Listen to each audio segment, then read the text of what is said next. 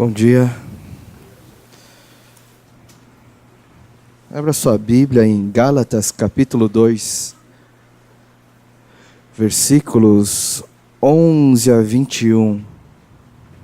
Gálatas 2, 11 a 21. E quando eu preparava essa palavra durante a semana, eu falei, Deus, é uma palavra dura. Deus é uma palavra pesada. E eu falava, Deus, tem que falar isso mesmo? E Deus dizia, é isso mesmo, tem que falar.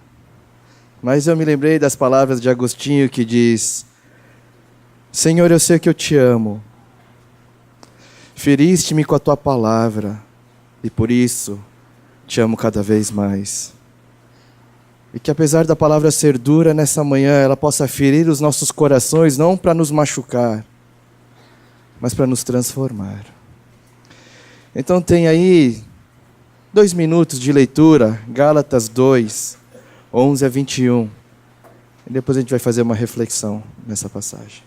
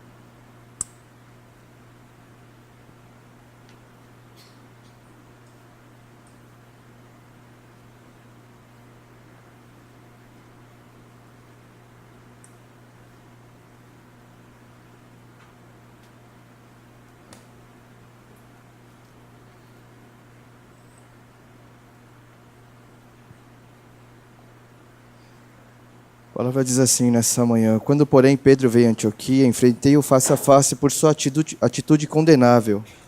Pois antes de chegar alguns da parte de Tiago, ele comia com os gentios. Quando porém eles chegarem, afastou-se e separou-se dos gentios, temendo os que eram da circuncisão. Os demais judeus também se uniram a ele nessa hipocrisia, de modo que até Barnabé se deixou levar.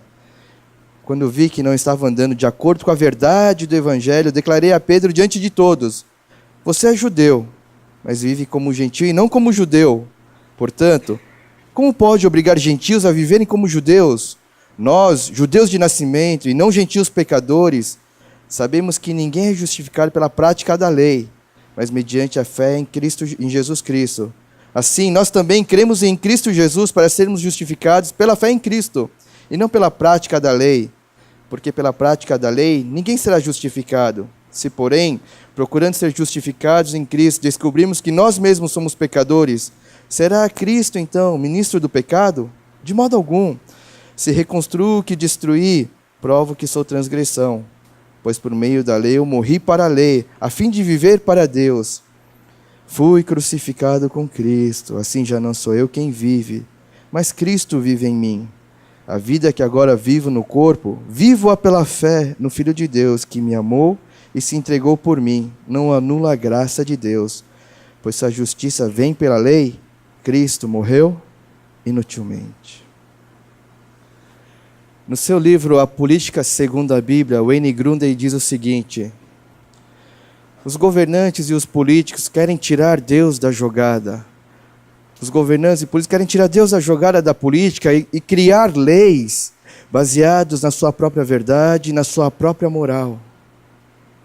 Mas a questão é que para um homem caído, para um homem manchado pelo pecado, não podem sair verdades e morais boas.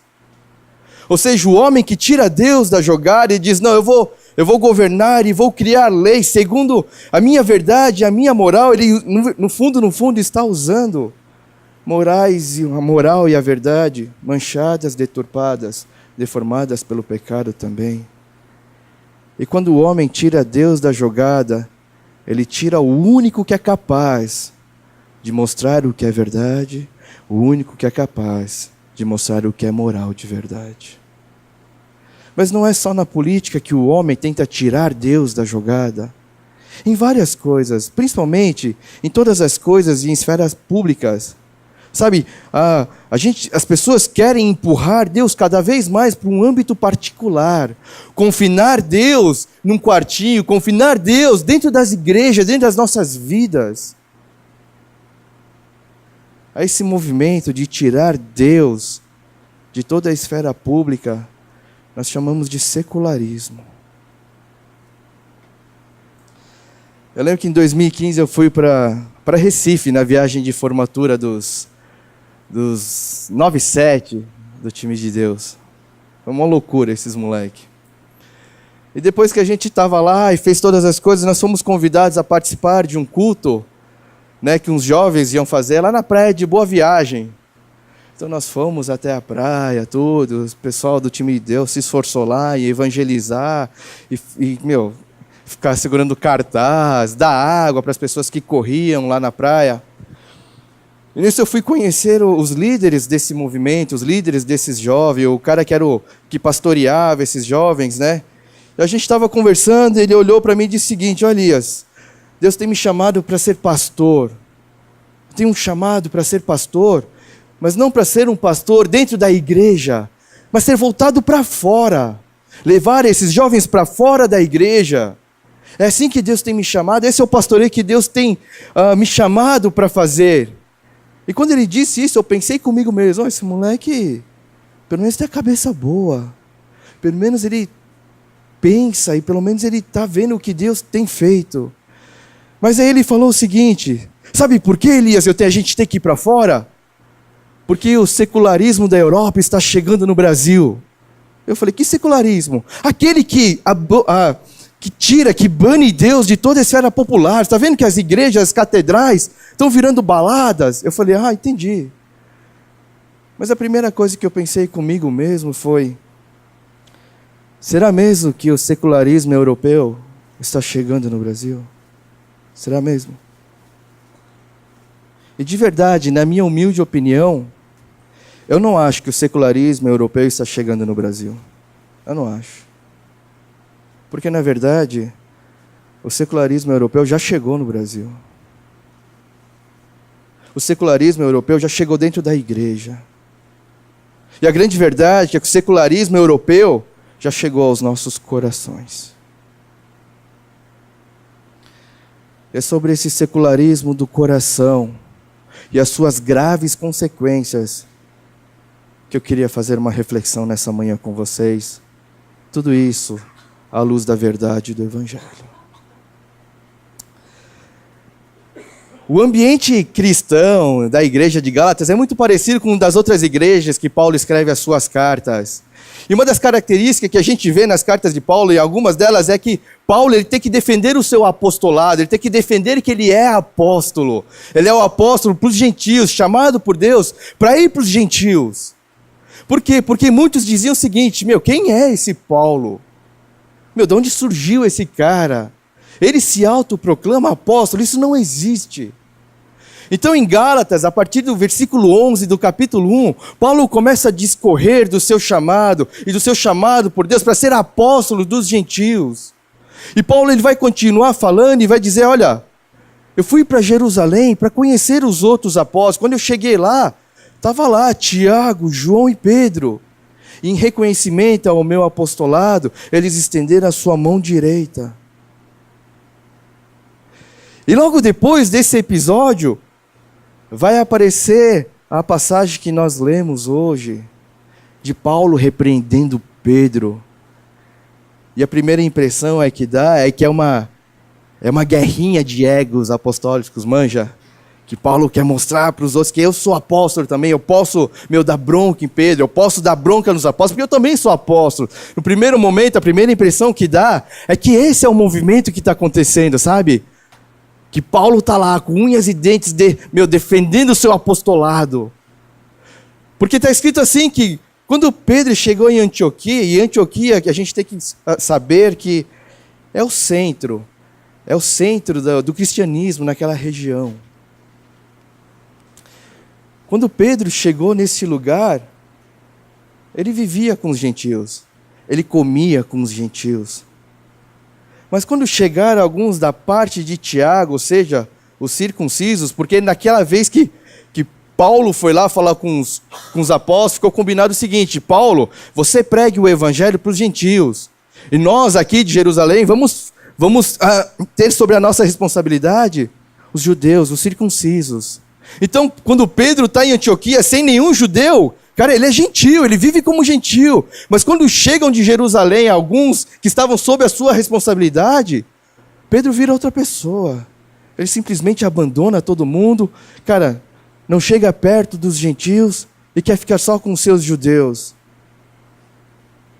E o que deixa Paulo furioso é que o seu companheiro de viagem, seu companheiro de lutas, Barnabé, faz a mesma coisa.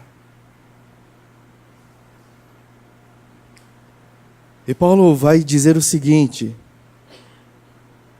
quando eu vi que ele não estava vivendo, não estava agindo conforme a verdade do evangelho, eu o confrontei na frente de todo mundo dizendo: Pedro, você é judeu, mas você vive como gentil e não como judeu. Como é que você pode obrigar as pessoas a viverem como gentil? Parafraseando isso nos dias de hoje é o seguinte: Pedro, você é cristão, mas você não vive como um cristão. E como é que você pode dizer e obrigar os outros a viver como cristão? Que tipo de evangelho você tem pregar? Qual é a verdade? Que verdade? Que evangelho? Que verdade é essa que você tem vivido? O que você tem apresentado a esse pessoal? E o ambiente por evangelho, em Gálatas também, era muito conturbado. O ambiente de Gálatas por evangelho era conturbado porque existiam, nessa época, uns grupos e umas pessoas que nós chamamos de judeus judaizantes.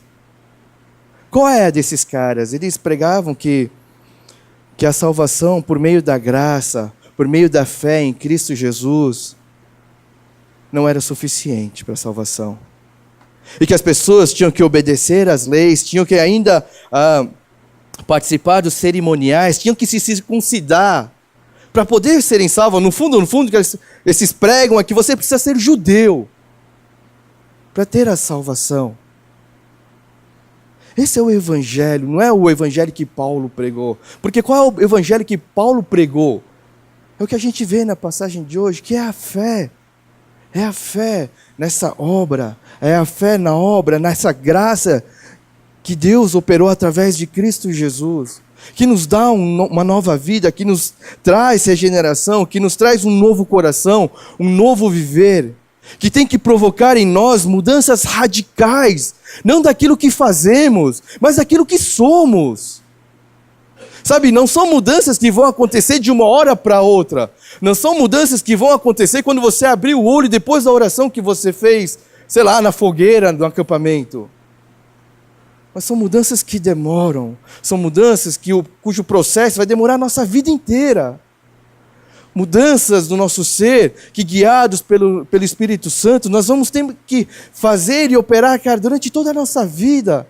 Isso só vai acabar quando Jesus voltar. Ou quando Ele nos chamar.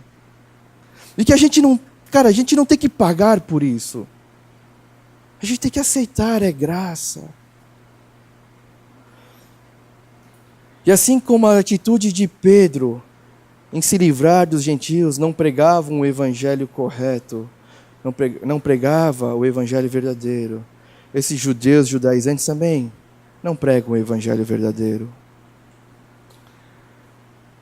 E a questão é que nós temos um grande problema com o evangelho. A gente tem um grande problema com o evangelho, que a gente acha que o evangelho é simplesmente aceitar Jesus. É vir na igreja, é ficar tendo comunhão conosco aqui, e depois ir embora. A gente acha que o evangelho é isso. Domingo passado a gente celebrou e se alegrou com a ressurreição de Jesus. E eu fui pregar numa outra igreja, e na outra igreja era igual. É a alegria porque Jesus ressuscitou, é a alegria porque nós temos a esperança de uma vida eterna, é a alegria porque a ressurreição de Jesus traz sentido à nossa vida cristã, à nossa fé. Mas a pergunta que nós temos que fazer, será que é só isso? Será que Jesus ressuscitou? Será que Jesus passou por tudo aquilo e ressuscitou?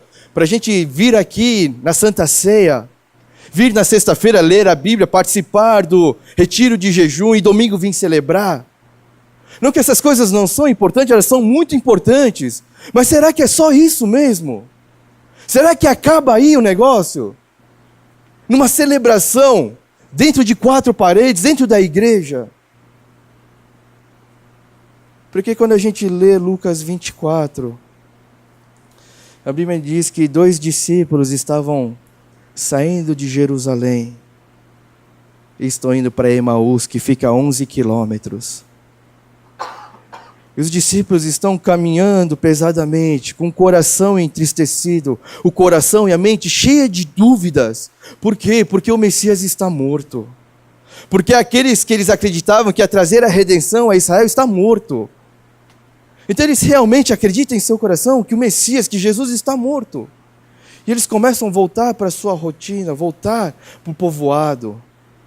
Enquanto eles estão andando, Jesus se aproxima e começa a andar com eles. E Jesus, ele começa a explicar as Escrituras para esses 2 discípulos. E depois de andar dos 11 quilômetros, já estava anoitecendo, o dia já estava acabando e Jesus se despede deles, como se fosse ir além. Mas esses discípulos insistiram tanto com Jesus, que ele ficou ali com eles. E quando eles se sentaram e Jesus deu graças pelo pão e o repartiu, os olhos dos discípulos foram abertos. E quando os olhos foram abertos, Jesus desapareceu de suas vistas. E um olhou para o outro e perguntou: não queimava o seu coração? Enquanto no caminho ele nos explicava as Escrituras. Até aí a gente é muito bom em fazer tudo isso. Mas o próximo movimento a gente nunca faz. E a Bíblia diz que imediatamente eles se levantaram e voltaram correndo os 11 quilômetros. Não importando se o dia estava acabando, não importando se já era noite. Quando o seu coração queimou por causa do Deus vivo, por causa do Messias real e o Messias vivo, por causa daquele ardor do seu coração, eles se levantaram imediatamente e voltaram 11 quilômetros. Para quê? Para testemunhar, para levar a verdade àqueles que ainda tinham dúvidas em seu coração sobre o Messias real e vivo.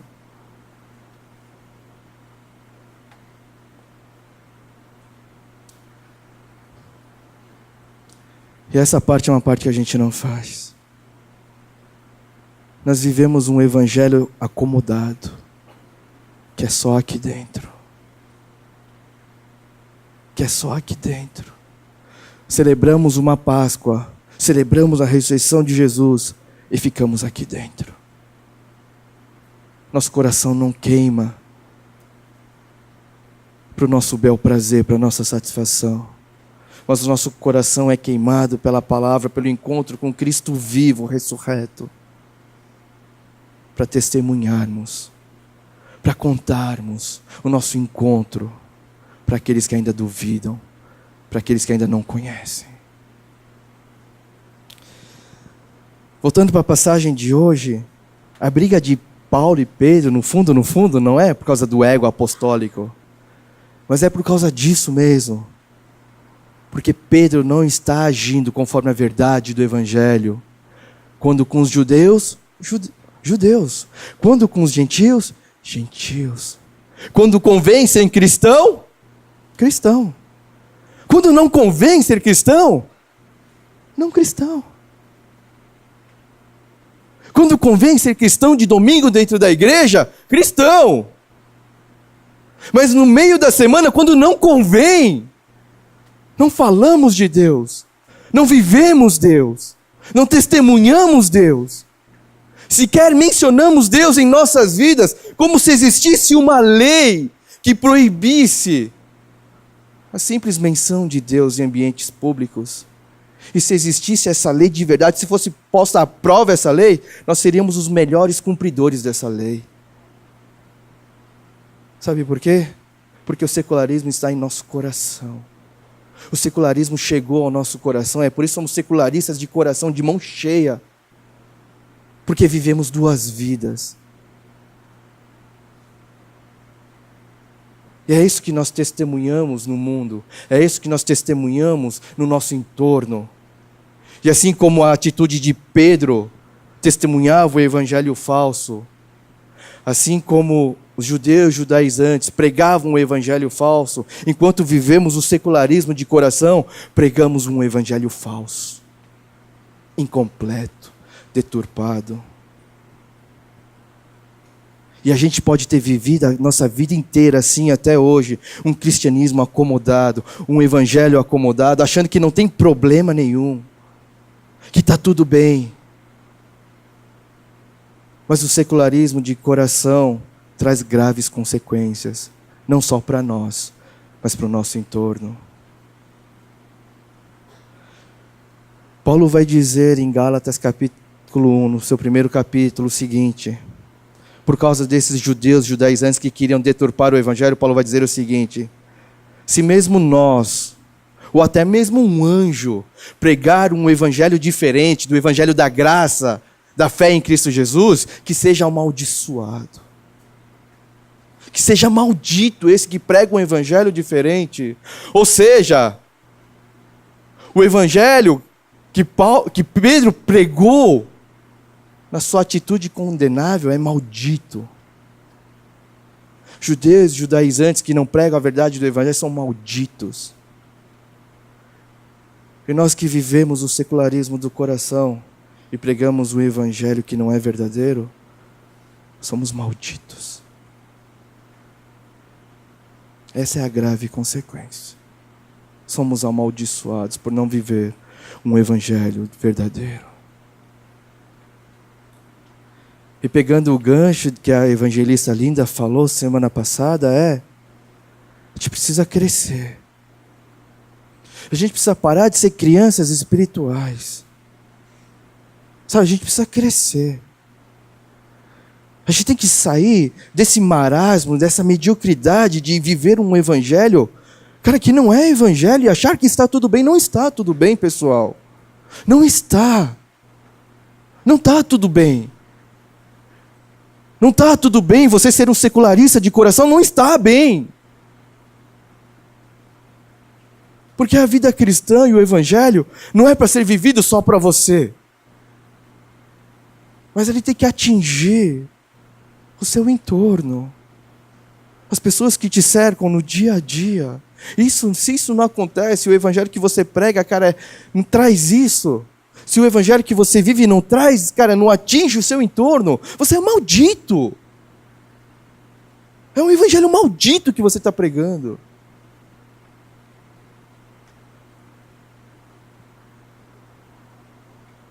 E como é que a gente se livra, então, do coração secularista, ou do secularismo de coração? Como a gente se livra disso? É quando a gente mata esse coração na cruz. É quando a gente tem que, talvez, tirar todas as nossas ideias de evangelho, talvez tudo aquilo que a gente aprendeu e viveu de evangelho falso, de ideias de ser cristão, que é fácil, que não traz sofrimento, que não traz danos, que não sofre danos. A gente tem que se livrar de toda essa ideia, de todo esse evangelismo, esse evangelho acomodado. E viver de verdade. A verdade do evangelho. Do Deus verdadeiro. Do Messias vivo. E como nós fazemos isso? Versículo 20. Fui crucificado com Cristo. Agora não sou eu quem vivo, mas Cristo vive em mim. A vida que agora eu vivo no corpo, vivo pela fé no Filho de Deus, que me amou e se entregou por mim. É nisso. É nisso. É isso que nós temos que fazer a cada dia. Mortificar o nosso corpo, a nossa carne.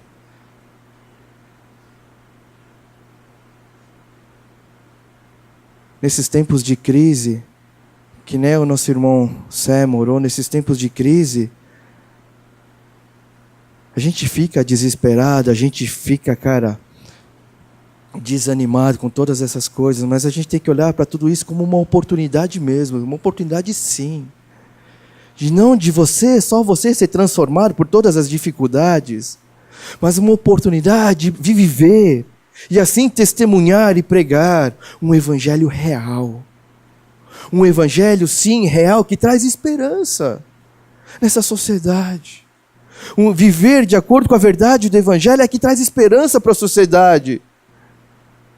Um evangelho vivido como um secularista de coração não traz esperança, mas traz peso à sociedade, às pessoas que te cercam e a você mesmo. A crise vai demorar para passar, dizem os estudiosos. Mas o bom é que então você ainda tem muito tempo para mudar. É que você tem tempo para mudar ainda. Tempo de viver essa graça verdadeira. Tempo de viver esse evangelho verdadeiro. Tempo de entender que o discipulado com Cristo é duro. É duro. Tempo de entender que o evangelho na sua vida tem que fazer muita diferença sim. Em você e no seu entorno. O nosso desafio então nessa manhã, é o que diz a letra desse último louvor que nós cantamos. Que as letras vivam em mim.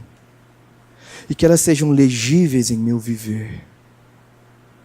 Para que essa sociedade, essa comunidade em que nós vivemos, que sofre tanto, possam também ter esperança. Queria fazer uma oração com vocês nessa manhã.